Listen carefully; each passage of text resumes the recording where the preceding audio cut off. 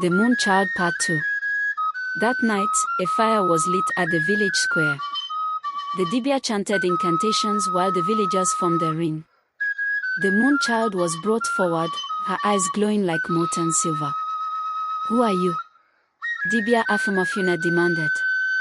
She smiled, a chilling, ageless smile. "I am both daughter and dream.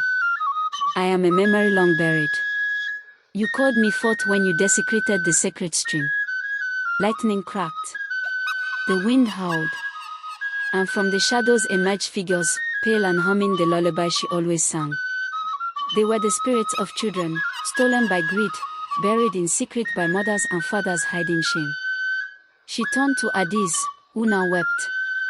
"You bathed in the stream of forgotten souls. You begged for a child, and I came. But every gift from the spirits has its price." The ground cracked beneath her, and from it rose a giant calabash. She stepped in without fear, and it sealed itself, glowing like a second moon. Dibia Afamafuna collapsed, eyes bleeding tears of white.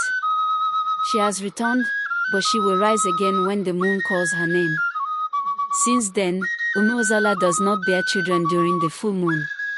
And on certain nights, when the wind carries the scent of Oji and Utumiri, you can hear a child singing in the trees. Aichi enabiyu onwu, mo onwu no ego ego.